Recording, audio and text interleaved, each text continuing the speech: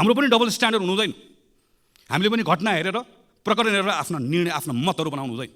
जोसुकै होस्, जतिसुकै शक्तिशाली होस्, राजनीतिक शक्ति होस् कि आर्थिक शक्ति होस्, नेपालको सार्वजनिक जग्गा कसैले हडप्छ भने सजाय पाउनु पर्दैन, दण्ड पाउनु पर्दैन।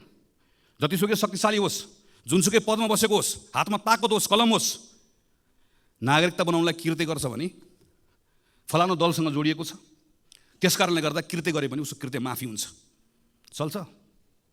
जतिसुकै शक्तिशाली होस्, जुनसुकै ताकत भएको होस्,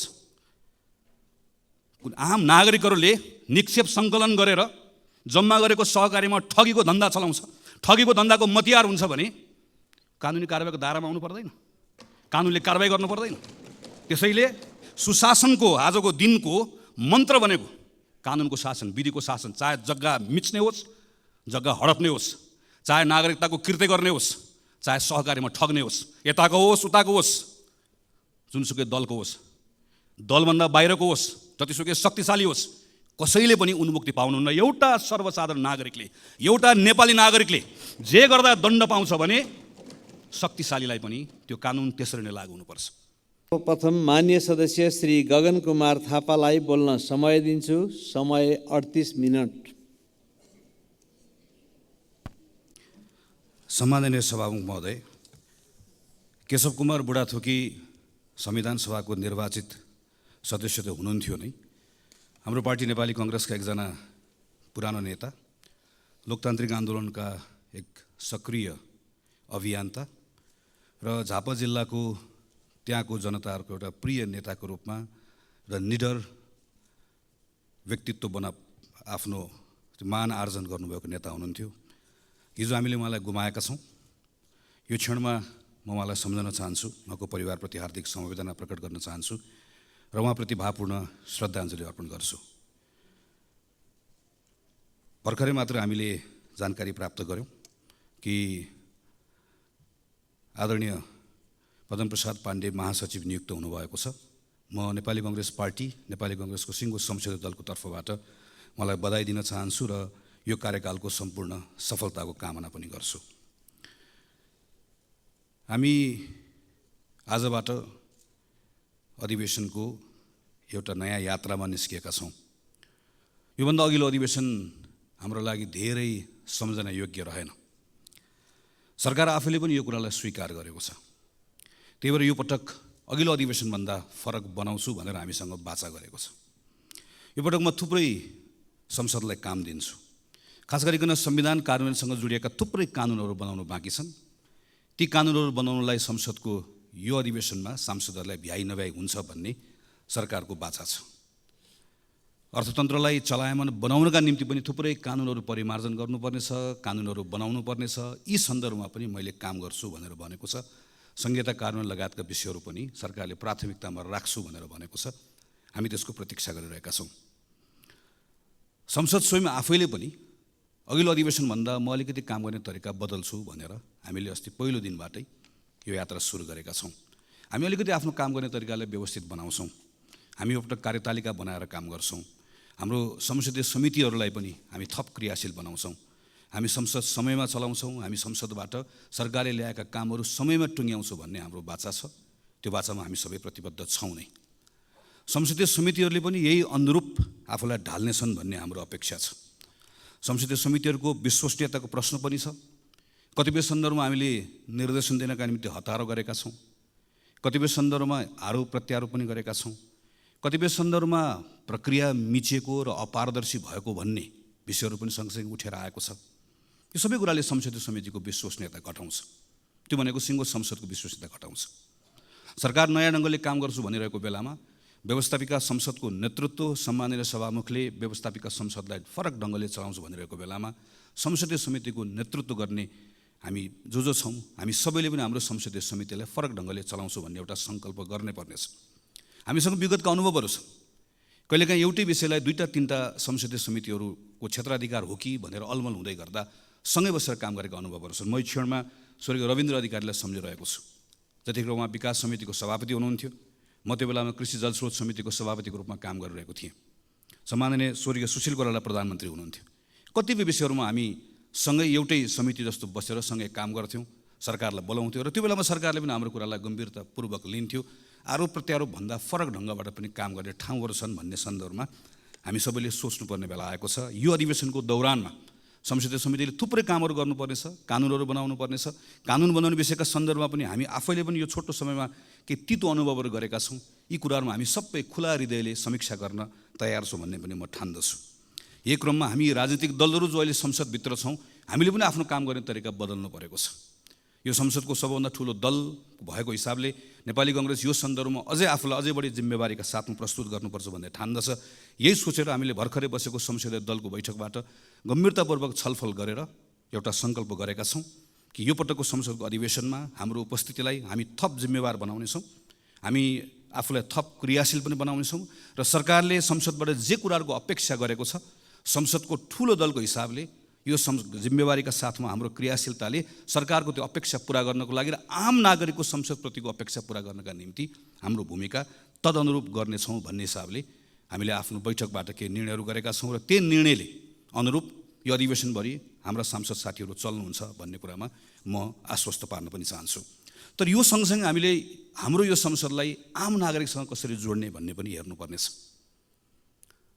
हिजोको मात्र एउटा तथ्याङ्क हामीले हेऱ्यौँ भने पर्यटकहरूबाट जति रकम नेपाल भित्रिन्छ, हामी 10 लाख पर्यटक पुग्यो भनेर भन्छौँ, त्योभन्दा बढी रकम नेपाली विद्यार्थीहरूले बाहिर पढ्नको लागि लिएर गए भन्ने तथ्याङ्क हामीले हिजो मात्र पढ्यौँ।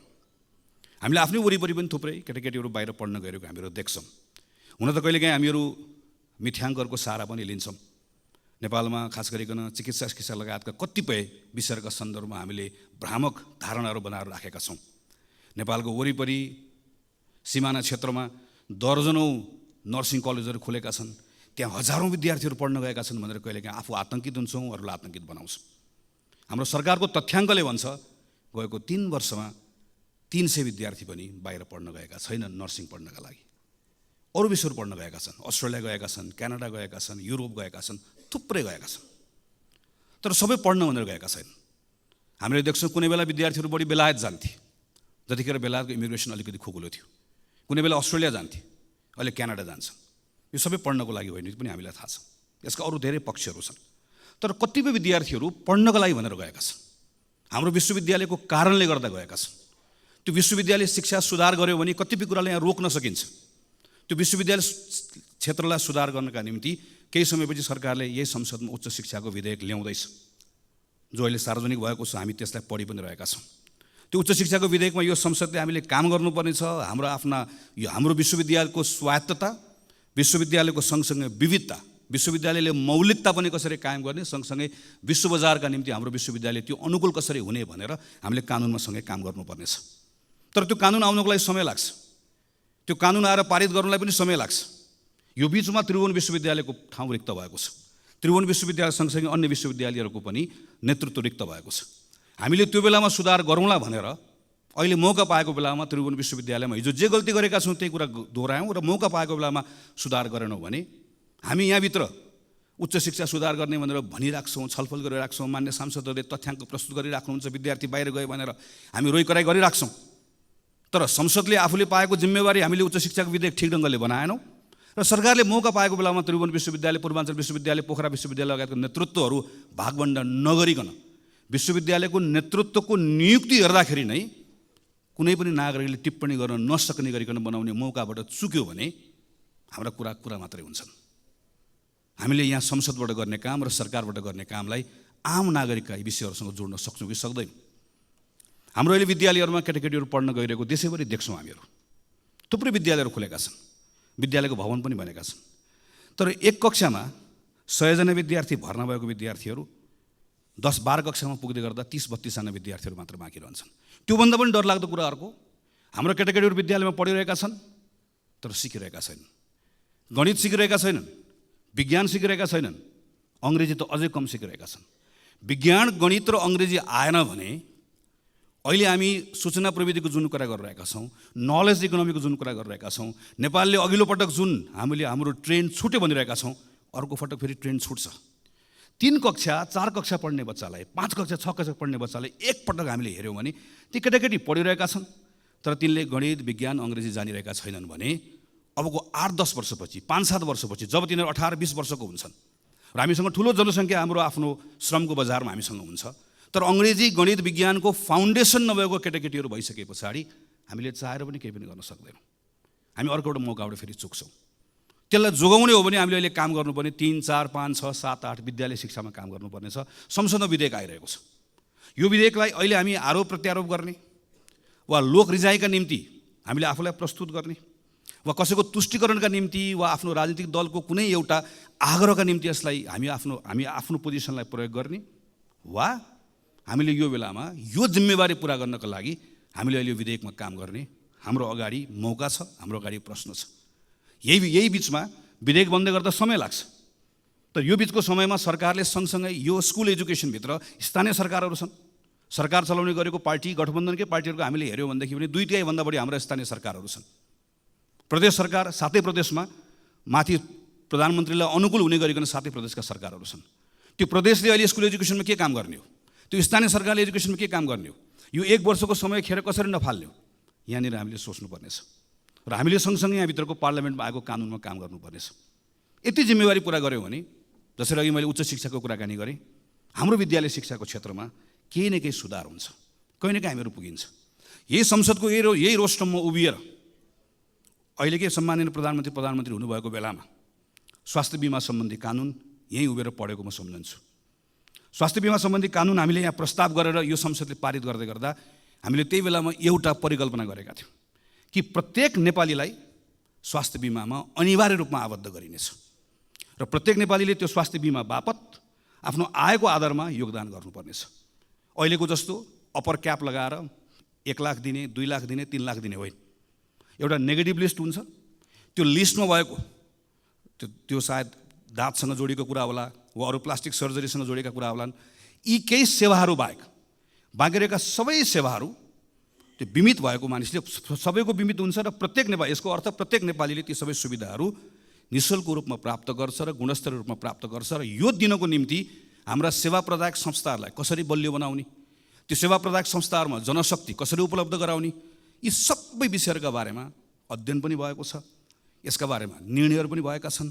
यसको बारेमा बाटो कसरी जाने भन्ने कुरा तय पनि भएको छ। आज हामीसँग फेरि एउटा मौका आएको छ। हामी अहिले यो काम गर्ने वा अहिले स्वास्थ्य बिमाको हामीले अहिले पछिल्लो समयमा हामीले हेऱ्यौँ भनेदेखि पनि यो प्रतिको विश्वास घट्दै गएको छ, झन् थप लथालिङ्ग बन्दै गएको छ। हामीले अहिले यहाँभित्र बसेर, संसदभित्र बसेर स्वास्थ्यको हामी नै आफूले बनाएको कानुनलाई कार्यान्वयन गराउने विषयको सन्दर्भमा हामीले जे भूमिका निर्वाह गर्नुपर्ने हो हामीले निर्वाह गर्नुपर्नेछ। सरकारको ठाउँबाट जे भूमिका निर्वाह गर्नुपर्ने हो सरकारले निर्वाह गर्नुपर्नेछ। यी साना कामहरू हुन्। मैले भनेका योभन्दा धेरै ठुल्ठुला कामहरू अहिलेका काम हुन् भन्ने लाग्न सक्दछ, तर यस्तो होइन। सम्माननीय सभामुखमध्ये अहिले हामी समुदायमा नेपाली कङ्ग्रेस भन्ने एउटा अभियान अन्तर्गत देशैभरि हिँडिरहेका छौँ। खास गरिकन यो पछिल्लो 6-8 महिना 1 वर्षभित्र नागरिकहरू के सोचिरहेका छन्, हामीलाई कसरी हेरिरहेका छन्, सिङ्गो प्रणाली, हाम्रो अहिलेको व्यवस्था, हाम्रो अहिलेको अवस्था, यी सबैको बारेमा नजिकबाट केही कुराहरू सुनौँ भनेर देशभरि साथीहरू हिँडिराख्नु भएको छ। हाम्रो नेताको निधन भएकोले हामीले कार्यक्रम स्थगित गऱ्यौँ र केही समय पछाडि यो कार्यक्रम फेरि अगाडि लिएर जान्छौँ र त्यस पछाडि आएको कुरालाई स्वाभाविक रूपमा हामी संसदमा र अरू मञ्चहरूबाट सबैको अगाडि राख्नेछौँ नै। यो बिचमा म पनि झापाबाट भैरवासम्म हुलाकी राजमार्गको बाटो हुँदै वरिपरिका समुदायहरूसँग अन्तर्क्रिया गर्दै गर्दै हिँडेँ। त्यहाँबाट हिजो काठमाडौँ फर्किएको छु। यो बिचमा मैले देखेँ कि हाम्रा पूर्वाधारहरूको अवस्था, चाहे त्यो ठुलो पूर्वाधार होस्, चाहे झापाको त्यो कन्काई पुल होस्, मोरङको रतुवामाई पुल होस्, वा धनुषाको कमलाको पुल होस्, वा बाटोमा परेका सिँचाइका ठुला आयोजनाहरू हुन् वा साना आयोजनाहरू, चाहे सानो होस् चाहे मध्यम होस्, यी सबै आयोजनाहरूको बेहाल छ। अहिले भर्खर पनि यहाँ बाटोको कुरा निस्क्यो, सडकको कुरा निस्क्यो। अहिले नारायणगढ बुटवलको सडकबाट हामीहरू धेरै हिँडेका छौँ। हामी अहिले यही यता पोखरासम्म जाने बाटोमा यहाँ सबैजना हिँडेका छौँ। हामी यो विषयमा छलफल गर्दै गर्दा के कुरा भन्छौँ भने कहिलेकाहीँ हामी ऐनमा समस्या छ त्यस कारणले गर्दा भयो भनेर भन्छौँ, कहिले वन मन्त्रालयले रुख काट्न दिएन त्यस कारणले गर्दा भयो भनेर भन्छौँ। अहिले पछिल्लो समयमा के भन्न थालेका छौँ भने सरकारले भुक्तानी दिएन त्यस कारणले गर्दा समस्या भयो भनेर भन्छौँ। सरकारले फेरि चाहिँ मैले भुक्तानी दिन खोजेको तर समयमा गर्नुपर्ने काम नसकेको कारणले गर्दा भएन भनेर भनेको हामीहरू सुन्छौँ। र यो सन्दर्भमा हाम्रो संसदभित्र हामी छलफल गर्दै गर्दाखेरि सजिलैसँग हामी एकअर्कालाई आरोप प्रत्यारोप लगाउँछौँ। तर अलिकति गहिरेर हामीले हेऱ्यौँ भनेदेखि भने हामी सबै सरकारमा बसेका छौँ। कतिपय जुन सडकको बारेमा आज हामी त्यहाँ बसेर चर्चा गरिरहेका हुन्छौँ, प्रश्न गरिरहेका हुन्छौँ, ती कतिपय सडक त आफैले सुरुवात गरेका सडकहरू छन्, आफैले शिलान्यास गरेका सडकहरू छन्। हामी प्रदेशको सरकारको सन्दर्भमा हेऱ्यौँ, स्थानीय सरकारको सन्दर्भमा हेऱ्यौँ, र कतिपय म त सरकारमा थिएन भन्ने कुनै दलले हेर्ने हो भने पनि आफै भित्र एकचोटि हेऱ्यो भनेदेखि भने कुनै बेलामा तिनै पूर्वाधारहरू बनाउने निकायको नेतृत्व गरेका साथीहरू त्यहीँ वरिपरि प्रशस्त भेटिन्छ। यसको अर्थ यो कुनै एउटा व्यक्तिको, कुनै एउटा दलको, कुनै एउटा सरकारको र कुनै एउटा समयको मात्र होइन, हामी सबैको सामूहिक असफलता हो। हामी हाम्रो पूर्वाधार समयमा बनाउन सकिरहेका छैनौँ। हामी यो सन्दर्भमा चाहे स्थानीय सरकार होस्, चाहे प्रदेश सरकार होस्, चाहे सङ्घको सरकार होस्, चाहे पुल होस्, चाहे सडक होस्, चाहे राम होस्, चाहे हरि होस्, जसले जिम्मा लिए पनि, जसले कुर्सीमा बसे पनि हामी कसैले पनि हाम्रो पूर्वाधार समयमा बनाउन सकिरहेका छैनौँ। समथिङ इज रङ। केही न केही कुरा ठिक भइरहेको छैन। त्यो ठिक गराउने कुराको सन्दर्भमा आज हामीसँग त्यो एउटा जिम्मेवारी छ, मौका पनि छ। हामीले कानुनलाई भनेका छौँ सार्वजनिक खरिद ऐनमा यो समस्या भयो भनेर भनेका छौँ, तर त्यही सार्वजनिक खरिद ऐनमा भएको व्यवस्थाको बारेमा जहाँ हामीहरू केवल कसले कति मूल्यमा बनाउने भन्ने आधारमा प्रतिस्पर्धा गर्छौँ, कसले कति मूल्यमा होइन, कसले कति समयमा बनाउने भन्ने आधारमा पनि प्रतिस्पर्धा गराउन सकिन्छ भन्ने व्यवस्था छ। यो व्यवस्था लागू गरौँ भनेर पटक पटक भनेको म स्मरण गर्छु, स्मरण गराउन पनि चाहन्छु। यस्ता कतिपय कानुनको व्यवस्थाहरू भएर पनि प्रयोग गरेका छन्। कानुनमा समस्या छ भने कानुन बदल्न सक्ने ताकत यो संसदसँग छ, किनकि हामी सबैले यो मार खेपिरहेका छौँ। अभ्यासमा समस्या छ भने अभ्यास बदल्ने पनि हामीसँग त्यो शक्ति बोकेर बसेका छौँ। यो कुनै रकेट साइन्सको कुरा होइन। हाम्रै साथीहरू नेपालभन्दा बाहिर गएर जिम्मेवारी लिएर जाँदै गर्दा पूर्वाधार समयमा बनेको छ। हाम्रै कामदारले गरेका छन्। हामी जसलाई ठेकेदार भनेर भन्छौँ त्यो पनि एउटा व्यवसाय हो, त्यो पनि एउटा जिम्मेवारी हो। तिनै मानिसहरू ठेकेदार भएर मिडल इस्टमा गएर अहिले संयुक्त राज्य अमेरिकामा गएर कतिपय ठाउँहरूमा गएर राम्रोसँग प्रतिस्पर्धा गरेर काम गरिरहेका छन्। तर हामीहरू यहाँ किन चुकिरहेका छौँ? किन हामीहरू यहाँ पूर्वाधार समयमा बनाउन सकिरहेका छौँ? किन कुनै पनि पूर्वाधार समयमा बनाउन सकिरहेका छौँ? किन कुनै पनि सरकारले, जोसुकै प्रधानमन्त्री होस्, जोसुकै मन्त्री होस्, किन बनिरहेको छैन? यो संसदले यो पटक यसका बारेमा राम्रोसँग छलफल गर्नुपर्नेछ। यसका बारेमा बसेर राम्रोसँग काम गर्नुपर्नेछ। संसदको के भूमिका हो संसदले गरौँ, संसदीय समितिले कतिपय कामहरू गर्नुपर्नेछ, सरकारले कतिपय जिम्मेवारी निर्वाह गर्नुपर्नेछ। यस्ता साना कामहरू किन गर्नुपर्ने छ भने यी साना कामहरूबाट जुन नागरिकहरूले केही परिवर्तन भएको महसुस गर्छन् त्यसले आजको दिनमा टुटेको भरोसालाई फेरि जागृत गराउन सक्दछ। म अहिले 12-13 दिन घुमेर आइसकेपछि त्योभन्दा पहिला पनि हिँडिरहेको थिएँ। म डराएको छैन, तर कता कता कहीँ न कहीँ मनभित्र एउटा ठुलो चिन्ता केमा लागेको छ भने एउटा भरोसा गुम्दै गएको छ। राम्रोसँग बसेर कुराकानी गऱ्यो भने राजनीतिक अधिकार पाएको कुरामा, आर्थिक सामाजिक सांस्कृतिक अधिकार पाएको कुरामा नागरिकहरूले ठुलो गौरव गरेका छन्। उनीहरू गर्छन्। उनीहरू यो मानेमा हाम्रो नेतृत्वप्रति, उनीहरूको ठुलो नेतृत्वप्रति उनीहरूको ठुलो सम्मान पनि छ, राजनीतिक दलप्रति सम्मान पनि छ। हिजोको अवस्थासँग तुलना गर्दै गर्दा हिजो विद्यालय पढ्न नपाएको मान्छे 8 कक्षा पढ्न पाउँदै गर्दा स्वाभाविक रूपमा खुसी छ। तर के कुराले चिन्तित छ, के कुराले आक्रोशित छ भने 8 कक्षा एउटै कक्षामा पढ्न थालेको धेरै भयो। 8बाट 9 जान चाहन्छ, 9बाट 10 जान चाहन्छ, त्योभन्दा माथि बढ्न चाहन्छ। तर अड्केको कुराले गर्दा आक्रोशित छ, कहीँ न कहीँ भरोसा गुमाएको छ। राजनीतिक दलहरूप्रति मात्र होइन, अहिले पछिल्लो समयमा मैले घुम्दै गर्दा मैले देखेको कुरा, अड्डा, अदालत, प्रहरी, प्रशासन, दल, ब्याङ्क, वित्तीय संस्था, हामीसँग जे जति कुराहरू छन् जसलाई हामी संस्थापन भन्छौँ, स्टेट भनेको केवल पार्लियामेन्ट, अदालतहरू मात्र होइन, सबै कुराहरू सबैसँगको एउटा खालको विश्वास घुम्दै गएको अवस्था छ। यो डरलाग्दो छ। यो विश्वासलाई हामीले पुनर्स्थापित गर्नै पर्छ। यो हामी सबैको जिम्मेवारी हो। यो विश्वास पुनर्जागृत गर्न सकिएन, भरोसा फेरि स्थापित गर्न सकेन भने हामी सबैले गुमाउने अवस्था आउँछ। यसका निम्ति फेरि पनि सबभन्दा बढी काम गर्नुपर्ने, सबभन्दा बढी जिम्मेवारी लिनुपर्ने सरकार सञ्चालन गर्नेले नै हो। सरकार सञ्चालन गर्ने कुरामा फेरि पनि सरकारको नेतृत्व गर्नेले नै हो। मैले यो संसदमा पटक पटक उभिएर त्यस कारणले भनेको छु र फेरि पनि त्यो कुरा दोहोऱ्याउन चाहन्छु। प्रधानमन्त्री नै हो, प्रधानमन्त्री लिडर हो, प्रधानमन्त्री क्याप्टेन हो। प्रधानमन्त्रीले सरकार सञ्चालन गर्दै गर्दा सबैलाई सँगै लिएर गएर अपेक्षित परिणाम दिन सक्दै गर्दा त्यसले एउटा विश्वास जागृत गराउन सक्छ। हामीले अस्ति मात्रै 1 वर्षको आफ्नै कार्यकालको समीक्षा गरेर प्रधानमन्त्रीले केही कुराहरू घोषणा गरेको सुन्यौँ। कतिपय कुराहरूको आत्मस्वीकारोक्ति छ, कतिपय कुराहरू भएका कमजोरीहरूलाई स्वीकार गर्नुभएको छ, कतिपय कुराहरूको सन्दर्भमा नयाँ गर्ने कुराहरूको बारेमा केही सङ्कल्प पनि गर्नुभएको छ। तर त्यही पुसबाट यहाँसम्म आइपुग्दै गर्दाका केही महिनाभित्रका गतिविधिहरू हामीले हेऱ्यौँ भनेदेखि भने प्रयासहरू गर्न खोजिएको छ, तर अझै पनि त्यहाँ ठिक ढङ्गबाट त्यसलाई त्यो लय पक्रेको छैन भन्ने हामीले महसुस गरेका छौँ। मलखाद नपाएको कुरा यो संसदमा मैले गर्न थालेको 64-65 सालदेखि प्रत्येक वर्षको सिजन हुन्छ। हामी ठ्याक्क अब चैत वैशाखतिर आएपछि मलको बारेमा कुरा गर्छौँ। ठ्याक्क हामी असार आएपछि विपदको बारेमा, संसदको क्यालेन्डर बनाउँदै गर्दा मलको कुरा गर्ने, एसएलसीमा फेल भएको कुरा गर्ने भने क्यालेन्डर बनाइदिए पनि हुन्छ। कुन समयमा कुन महिनामा के को कुरा हुने भन्ने कुरा यसमा हामी गएको 10, 12, 15 वर्षदेखि लगातार त्यही विषयमा त्यो महिनामा ठ्याक्क कुरा गर्छौँ, त्यसलाई बिर्सन्छौँ, फेरि अर्कोचोटि आउँछ अर्को कुराकानी गर्छौँ। अहिले यस्ता लामो समयदेखि रोकिएका विषयहरूमा केही गर्नुपर्छ भनेर प्रधानमन्त्रीले छलफल गरेको हामीले देख्यौँ। तर छलफल गरिसके पछाडि आज छलफल भयो, मैले भनेको 10 दिनभित्रमा 15 दिनभित्रमा यति काम गर्ने भनेर निर्देशन दिएको पनि हामीले पढ्यौँ। योभन्दा अगाडिको प्रधानमन्त्रीले निर्देशन नदिएकोले अहिले मैले निर्देशन दिएकोले गर्दा हुन्छ भन्ने सोचबाट बाहिर निस्कनुपर्छ। निर्देशनले हाम्रो समस्याको समाधान गर्दैन। प्रधानमन्त्रीले निर्देशन दिएको देखेपछि मन्त्रीले पनि निर्देशन दिने हो, मन्त्रीले दिएको देखेपछि संसदीय समितिले पनि निर्देशन दिने हो, सबैले सबैलाई निर्देशन दिने मात्रै हो। स्थानीय सरकारहरूको हालत यही छ, प्रदेशको सरकारको हालत यही छ। त्यसैले यहाँभित्र हाम्रो समस्याको समाधान खोज्नका निम्ति अतिरिक्त पहल कदमी चाहिएको छ। त्यसैले म फेरि दोहोऱ्याएर भन्छु कि प्रधानमन्त्रीले त्यो सिंहदरबारभित्र प्रधानमन्त्रीको कुर्सीमा बसेर दिनको 10 देखि 5 बजेको समय जसरी एउटा कुनै संस्थाको प्रमुखले जसले संस्थाको नेतृत्व गरेको हुन्छ, दिनको निश्चित समय आफूले दिएको जिम्मेवारी भन्दा बाहेक अरू कुनै जिम्मेवारीको बारेमा चिन्तन गर्दैन, सोच्दैन, त्यसैलाई प्राथमिकतामा राख्छ। नेपालको प्रधानमन्त्रीले पनि त्यसै गरिकन काम गर्नै पर्छ।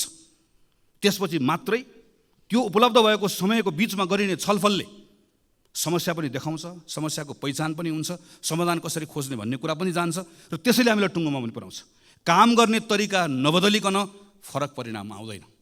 उही काम गरेर फरक परिणामको अपेक्षा गर्ने कुरा केवल मूर्खता मात्रै हुन्छ। त्यसको सुरुवात स्वयं प्रधानमन्त्रीबाट गरिनुपर्छ।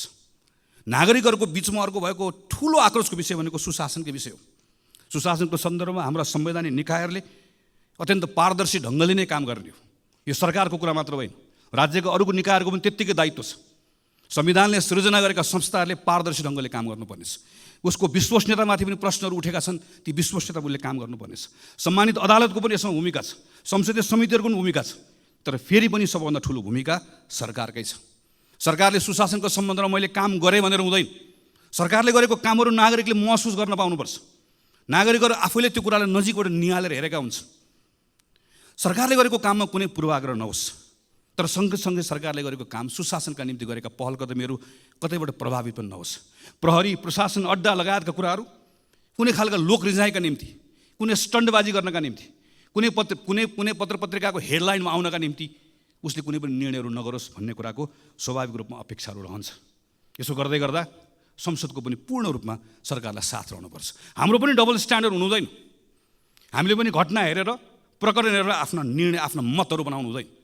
जोसुकै होस्, जतिसुकै शक्तिशाली होस्, राजनीतिक शक्ति होस् कि आर्थिक शक्ति होस्, नेपालको सार्वजनिक जग्गा कसैले हडप्छ भने सजाय पाउनु पर्दैन, दण्ड पाउनु पर्दैन। जतिसुकै शक्तिशाली होस्, जुनसुकै पदमा बसेको होस्, हातमा ताकत होस्, कलम होस्, नागरिकता बनाउनलाई कृत्य गर्छ भने फलानु दलसँग जोडिएको छ, त्यस कारणले गर्दा कृत्य गरे पनि उसको कृत्य माफी हुन्छ, चल्छ। जतिसुकै शक्तिशाली होस्, जुनसुकै ताकत भएको होस्, आम नागरिकहरूले निक्षेप सङ्कलन गरेर जम्मा गरेको सहकारीमा ठगीको धन्दा चलाउँछ, ठगीको धन्दाको मतियार हुन्छ भने कानुनी कारबाहीको दायरामा आउनु पर्दैन, कानुनले कारबाही गर्नु पर्दैन। त्यसैले सुशासनको आजको दिनको मन्त्र बनेको कानुनको शासन, विधिको शासन, चाहे जग्गा मिच्ने होस्, जग्गा हडप्ने होस्, चाहे नागरिकताको कृत्य गर्ने होस्, चाहे सहकारीमा ठग्ने होस्, यताको होस् उताको होस्, जुनसुकै दलको होस्, दलभन्दा बाहिरको होस्, जतिसुकै शक्तिशाली होस्, कसैले पनि उन्मुक्ति पाउनुहुन्न। एउटा सर्वसाधारण नागरिकले, एउटा नेपाली नागरिकले जे गर्दा दण्ड पाउँछ भने शक्तिशालीलाई पनि त्यो कानुन त्यसरी नै लागू हुनुपर्छ। जुनसुकै अवस्थामा पनि, जुनसुकै अर्थमा पनि नेपाल सरकारले यो बाटो यसरी समात्दै गयो भने बल्ल एउटा विश्वासको वातावरण बनाउन सक्छ। अनि सँगसँगै राज्य भएको उपस्थितिको भरोसा दिलाउने कुरा, सुशासन सँगसँगै राज्यको उपस्थिति दिलाउने कुरा, केही विशिष्ट प्रकरणहरूका सन्दर्भमा मेरो राज्यले, मेरो सरकारले के गरिरहेको छ नागरिकले हेरिरहेको हुन्छ। हामी यो संसदमाबाट सुन्न चाहन्छौँ सम्माननीय प्रधानमन्त्रीकै मुखबाट जाजरकोट रुकुममा भूकम्प पीडितहरूको अहिले अवस्था के छ भन्ने कुरा पत्र पत्रिकामा आउन छोडे भनेर तिनका बारेमा हामीले सोच्न छोड्यौँ, हामीले छलफल गर्न छाड्यौँ, राज्यले त्यसका बारेको संवेदनशीलता गुमायो भने राज्य हुनुको अर्थ हुँदैन। हामी विपिन जोशीका बारेको कुरा यहाँ बसेर थाहा पाउन चाहन्छौँ। हामी यो बेलामा रुसमा अलपत्र परेका नेपाली युवाहरू फर्काउनका निम्ति सरकारले गरेको प्रयास अपुग भयो, अपर्याप्त भयो। त्यसका निम्ति थप काम गर्नुपर्छ। ती जसरी लगेका हुन् त्यो लानेहरू एउटा ठगलाई छाड्नु पनि हुन्न, एउटाले दण्ड पनि पाउनुपर्छ, तर तिनका निम्ति सम्पूर्ण प्रयास लाउनुपर्छ। एउटा आमाको आँखामा बगेको आँसु पुस्नका निम्ति राज्यले सम्पूर्ण ताकत लगाउनुपर्छ, अनि बल्ल राज्य भएको अनुभूति हुन्छ। सडक दुर्घटनामा मरेका मानिसहरूका बारेमा मर्छ, रिपोर्ट बन्छ। सहकारीबाट ठगिएका मानिसहरूका बारेमा रिपोर्ट बन्छ। ती सबै रिपोर्टहरू दराजमा गएर थन्किएर बसेका छन्।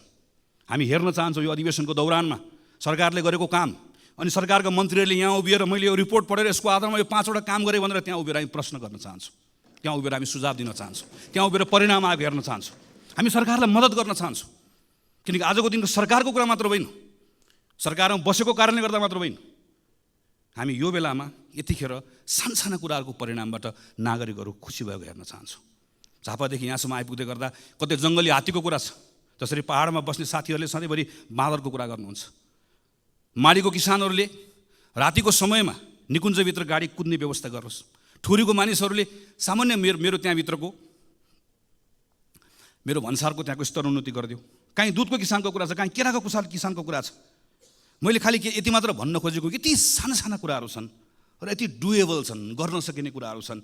बसेर प्रधानमन्त्रीले मन्त्रीले एक ठाउँ बसेर यो कुरा गरौँ भनेर भन्दै गर्दा गर्न नसकिने कुराहरू छैनन्, असम्भव कुराहरू छैनन्, सम्भव कुराहरू छन्। स्रोत साधनले भ्याउने कुरा छ, नियम कानुनले दिएको कुरा छ, केवल इच्छा शक्ति चाहिएको छ।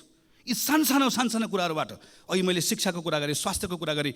अब यही 5-6 महिना 6-7 महिनामा अहिले निराश भएको नागरिकले मेरो विद्यालयमा अलिकति सुधार देख्यो, विश्वविद्यालयको नियुक्ति सही ढङ्गले भएको देख्यो, ठगहरूलाई थुनिएको देख्यो, यता पूर्वाधारको कुरामा थोरै सुधार भएको देख्यो, सानसाना कुराहरू मात्र देख्यो भने त्यही नागरिकले फेरि राम्रो हुँदै गयो, राम्रो हुँदै जान थालेको छ, हिजोभन्दा आज राम्रो भयो भनेर भरोसा त्यहीँबाट जाग्न थाल्छ, त्यहीँबाट एउटा स्थिति बन्न थाल्छ।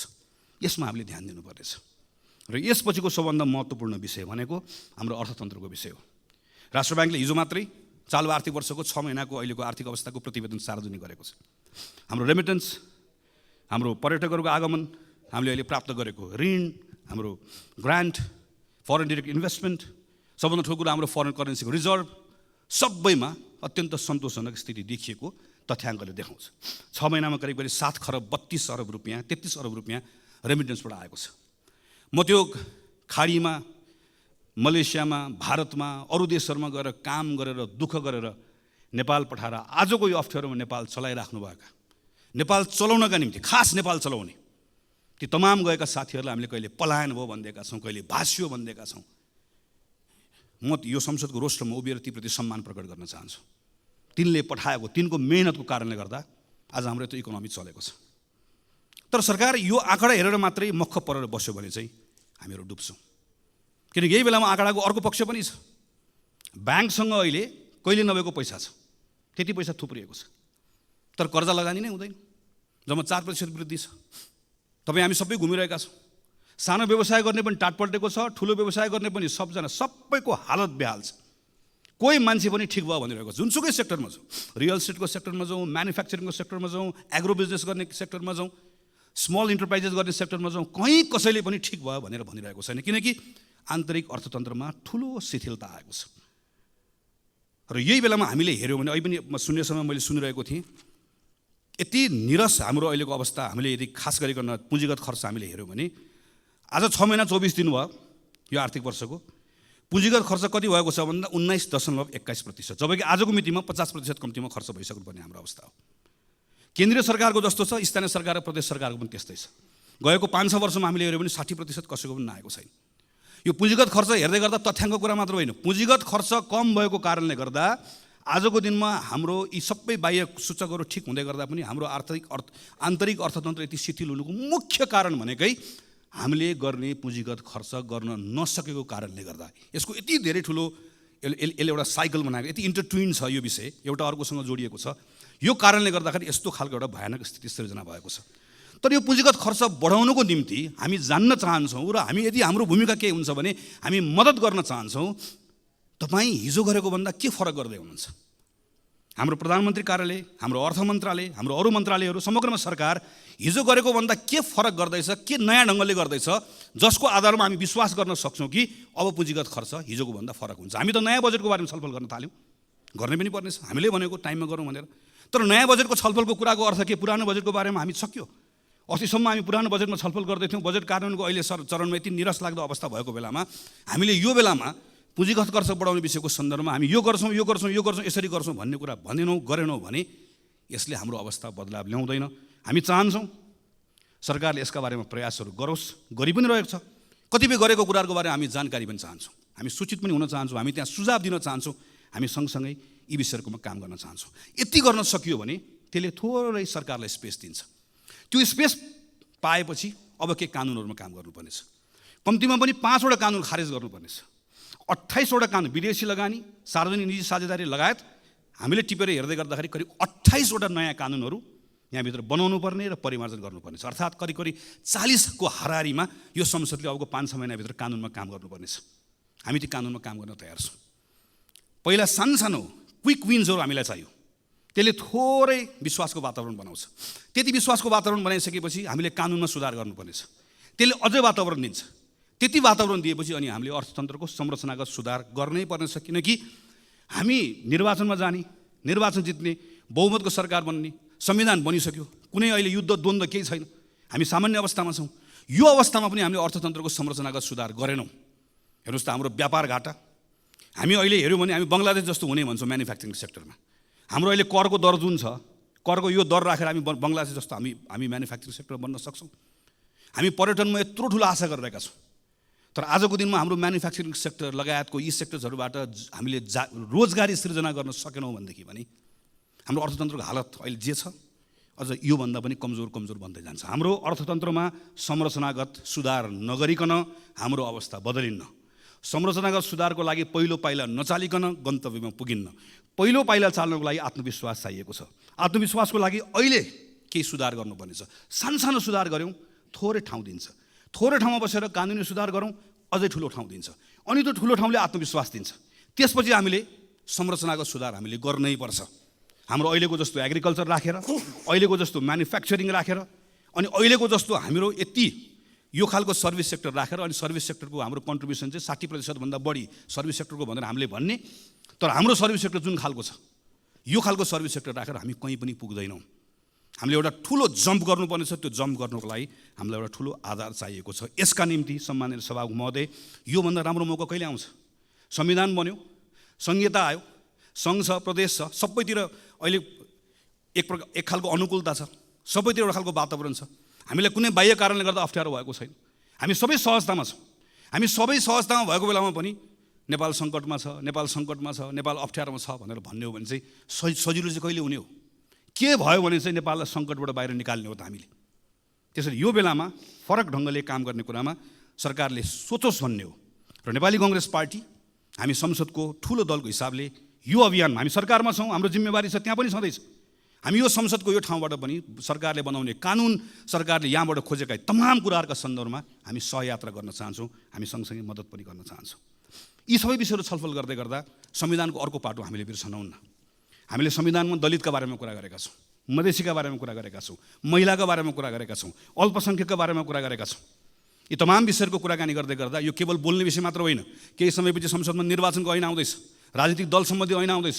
यी तमाम कानुनहरूमा छलफल गर्दा यो पटक संसदले यहाँभित्र फेरि के हाबी नहोस् भन्नेतर्फ सचेत रहनै पर्छ भने संविधानको त्यो मर्म जसले दलित, महिला, मधेसी, मुस्लिम सबैको, अल्पसङ्ख्यक सबको समान प्रतिनिधित्वको कुरा गर्छ, समान हैसियतको कुरा गर्छ, हाम्रा कानुनहरू पछाडि नफर्किउन्, हाम्रा कानुनहरू यो त्यो रिग्रेसिभ बाटोमा नजाओस् भन्नेतर्फ पनि संसदको यो अधिवेशनमा हामीले यथेष्ट ध्यान पुर्याउनु पर्नेछ। पछिल्लो समयमा हामी के देख्दै गएका छौँ भने डेमोक्रेसीको एउटा सुन्दर पक्ष भनेको असहमति राख्न पाउने कुरा हो, आफ्नो फरक मत राख्न पाउने कुरा हो।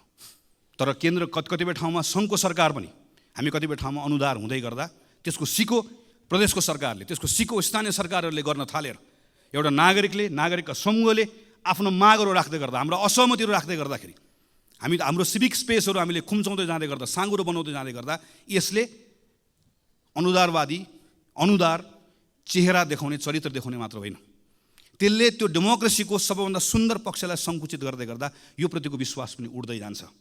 यो तर्फ पनि सरकार सचेत रहनुपर्नेछ र संसद पनि सचेत रहनुपर्नेछ।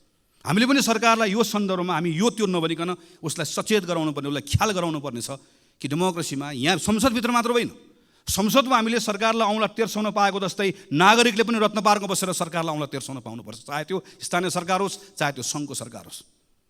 त्यो स्पेस यदि खुम्चिँदै गयो, साँगुरो हुँदै गयो भने त्यो आक्रोश सिङ्गो प्रणालीले थेग्नुपर्ने अवस्था आउँछ, जुन हामीले थेग्न नसक्ने अवस्था बन्न सक्दछ। त्यसैले सम्माननीय सभामुख महोदय, नेपाली कङ्ग्रेस पार्टीको तर्फबाट हामी यो पटकको यो अधिवेशन यसपटक हाम्रै माग, हामी सबैको माग रह्यो, हामी बजेटको प्री बजेट छलफल पनि अहिले गर्दैछौँ।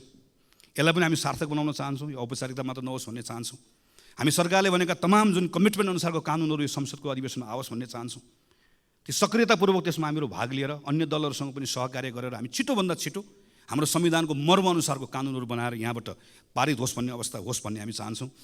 यो अधिवेशनमा सम्माननीय सभामुख महोदयले प्रारम्भमा भन्नुभएको जस्तै यसलाई हामी जिम्मेवार बनाउँछौँ, व्यवस्थित बनाउँछौँ, तर सँगसँगै सांसदहरूले राख्नुभएको कुराहरू चाहे शून्य समयमा होस् चाहे विशेष समयमा होस्, यहाँबाट उठेका ती प्रश्नहरू केवल प्रश्नका रूपमा मात्र नहोस्, सरकारले निरन्तर रूपमा त्यसको जवाफ दिने अवस्था बनोस्। हामी यो सन्दर्भमा काम होस् भन्ने चाहन्छौँ। हामी यो बिचको समयमा यहाँभित्र दलहरूका बिचमा कैयन कुराहरू छन्, चाहे त्यो टिआरसीको कुरा होस् चाहे हाम्रो अन्तर्राष्ट्रिय सम्बन्धको कुरा होस्, कतिपय कुराहरूमा हामीले एउटा साझा धारणा बनाउनु पर्नेछ, समान धारणा बनाउनु पर्नेछ। संसदभित्र हुने छलफलले, यहाँभित्र हुने वाद विवादले, यहाँभित्र हुने बहसले एकतालाई बल पुऱ्याओस्, चाहे त्यो शान्ति प्रक्रिया टुङ्ग्याउने सन्दर्भमा होस्, चाहे त्यो हाम्रो अन्तर्राष्ट्रिय सम्बन्ध यो दल त्यो दल नबनिकन नेपालको अन्तर्राष्ट्रिय सम्बन्धलाई सबैले अन गर्ने हाम्रो आफ्नो अन्तर्राष्ट्रिय सम्बन्ध बनाउने कुराको सन्दर्भमा, चाहे अहिले अप्ठ्यारोमा परेका इकोनोमीका कतिपय कुरालाई सुधार गर्ने विषयका सन्दर्भमा हाम्रो भित्र हुने यहाँभित्रको छलफलले, प्रश्नले, वाद विवादले, यहाँभित्रको बहसले त्यसलाई बल पुऱ्याओस्, अझै सँगै काम गर्ने कुरामा त्यसलाई ताकत दियोस्। हामी यो चाहन्छौँ र यसका सन्दर्भमा नेपाली कङ्ग्रेस पार्टीको तर्फबाट सम्पूर्ण रूपमा हाम्रो कमिटमेन्ट छ।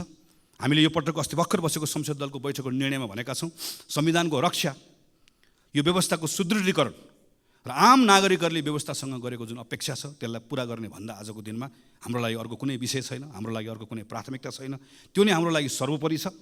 त्यही मान्यताका साथमा यो पटकको संसदको अधिवेशनभरि यो हाम्रो पार्टीको तर्फबाट यहाँ उपस्थित रहनुभएको सबै सांसद साथीहरूले व्यक्तिगत रूपमा पनि र कतिपय ठाउँमा संसदीय समितिभित्र सबै ठाउँमा कानुन निर्माण गर्ने कुरामा, संसदको बहसमा, छलफलमा यी सबै कुराहरू सकारात्मक ढङ्गबाट जिम्मेवारीका साथमा क्रियाशील भएर कानुनहरू निर्माण गर्ने कुरा निष्कर्षमा पुगोस्। सरकारमाथि निरन्तर प्रश्न पनि होस्, कतिपय ठाउँमा प्रतिरोध पनि होस्, बहस पनि होस्, छलफल पनि होस्, सुझाव पनि होस्, सहकार्य पनि होस्।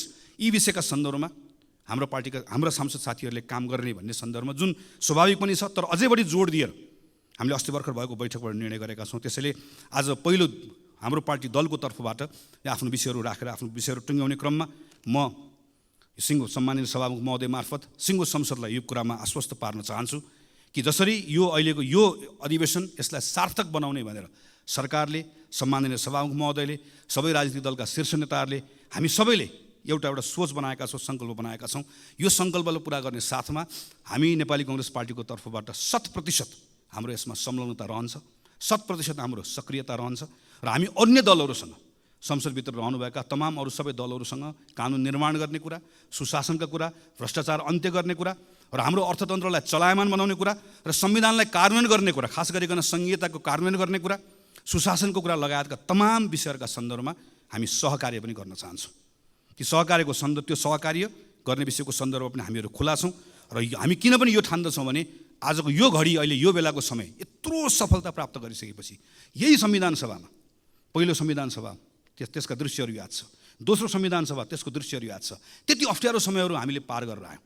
आज त धेरै सहजता छ, धेरै अनुकूलता छ, तर यो सहजता र अनुकूलताको बिचमा पनि एक प्रकारले सम्मानित सभामुख महोदय राजनीतिक दलहरूको अग्नि परीक्षाको जस्तो समय छ। तर यो दलको मात्र अग्नि परीक्षा होइन, सिङ्गो लोकतान्त्रिक प्रणालीको अग्नि परीक्षा जस्तो छ। लोकतान्त्रिक प्रणालीको मात्र होइन, हाम्रो समय नै एक प्रकारले अग्नि परीक्षामा गएको जस्तो भएको छ। किन? हामी अहिले चुक्यौँ भने त्यसबाट जे क्षति हुन्छ त्यो क्षतिको पूर्ति सानो समयले गर्न सकिन्न, सानो स्रोतले गर्न सकिन्न। हामीसँग चुक्ने सुविधा छैन। हामीले यो पटक हामी सबैले आफ्नो ठाउँबाट आफ्नो भूमिका निर्वाह गऱ्यौँ भने हामी त्यो चुकाइमा पर्दैनौँ। त्यसका निम्ति संसदको अधिवेशन सार्थक होस्, हामी हाम्रो ठाउँबाट आफ्नो जिम्मेवारी निर्वाह गर्छौँ। हामी सबै आफ्नो जिम्मेवारी निर्वाह गर्ने कुरामा त्यही बाटोमा अगाडि बढौँ भन्ने हाम्रो शुभेच्छा राख्दै, शुभकामना राख्दै मेरो आफ्नो कुरा टुङ्ग्याउँछु। धन्यवाद, नमस्कार, जय नेपाल।